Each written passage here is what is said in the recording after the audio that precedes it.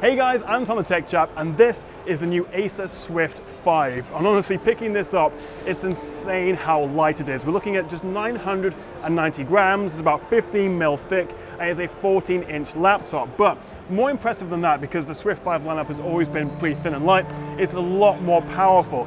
This comes with Intel's 10th gen Ice Lake processors, which also has their Intel Iris Plus graphics, so significantly more powerful. And that's kind of where I thought it would stop. Iris Plus graphics, much more powerful than the current integrated Intel graphics. But no, they've also managed to cram in an Nvidia MX250. So that's a big step up from last year, and you'll get away with some light gaming. Obviously, it'll be better for video editing, photo editing. And given just how thin and light this is, given the specs inside, it's actually pretty impressive. So while Acer are saying the Swift 5 comes with the MX250, the cheaper options may just have Intel's integrated Iris Plus, which is still a big step up from last year. But we'll have to see what kind of SKUs we end up with for the Swift 5. Now, looking around the laptop, it looks pretty similar to last year. We've got this magnesium alloy chassis in this blue color. I think they also showed off a white one, which looks really nice. We've got a 14-inch 1080p screen. It is also a touchscreen. And actually, one of my favorite features is that it's a matte screen. You don't see that very often. And if you are a creative sort of person, you'll appreciate not getting loads of glare and reflections from a glossy screen. That's fun. Austin, you ruined the take, mate. Okay, Austin, what do you think of the Swift 5? It looks really cool. So I like how lightweight it is. Small nitpick. Why'd I have to put this stupid 1080p sticker on it? No one cares. I don't want to look at the stupid sticker on my laptop. It's on the demo. It's on for all the videos. If that's your biggest criticism, I think we'll be all right. Besides that, it's not. It's good to see you, man.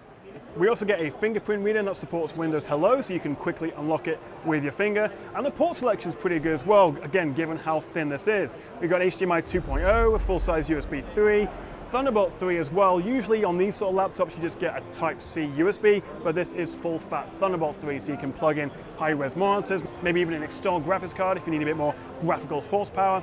And on the other side, we have another full-size USB-A, 3.5mm headphone jack, and the power. I guess one thing I would have liked to see is maybe USB-C Thunderbolt 3 charging, so you could sort of take one less adapter with you and use it for your phone, but no, we still have a dedicated DC charger. So it's easy to get caught up in the performance, the specs, and also sort of how light it is, but there's a few other new features, including Wi-Fi 6. That comes with Intel's 10th gen Ice Lake processor, and 10th gen is more than just a sort of CPU boost. It comes with a whole range of new sort of upgrades, one of which, as I say, Wi-Fi 6, so we should get much better connectivity and more reliable Wi-Fi, which is something I think we can all appreciate. And on stage, when Acer announced this, they also brought out an Intel rep, and they talked about Project Athena. Now, I'm not sure if you've heard of Athena. Intel are talking about it all the time, but it's kind of like Ultrabook 2.0. They didn't go as far to say this officially meets the spec, but they kind of implied it did, or it was close at least. And Project Athena is kind of like a new standard, guaranteed SSD, touchscreen, Wi-Fi 6, 10th gen processor, sort of all the things that you'd want for a good Ultrabook laptop like this. According to Acer, we're looking at about 12.5 hours of battery, which is an improvement over last year, although of course in real life we'll see if it actually gets anything close to that, but it does also support fast charging, which is handy if you need a quick top up.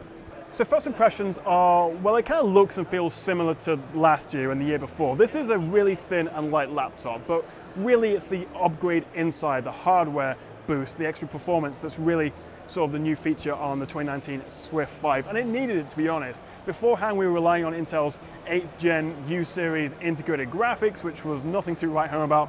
Now we've got the 10th gen and the MX250, so this should be a little powerhouse actually, which is surprising just given how portable it is. Now, I'm going to try and slip this in my backpack and run away with it so I can give you a full review. I'm not sure if security will let me, but yeah, I can't wait to review this properly. So make sure you do hit that like and subscribe button. Stay tuned for that coming very soon. And let me know what you make of the Swift 5 in the comments. And if you haven't already seen my new Swift 7 video, which I posted a few weeks ago, that actually is the world's thinnest and lightest 14-inch laptop. Although maybe that goes a bit too far. But yeah, click right here if you want to watch the Swift 7 video. Thanks for watching, guys, and stay tuned for more from me at IFA 2019.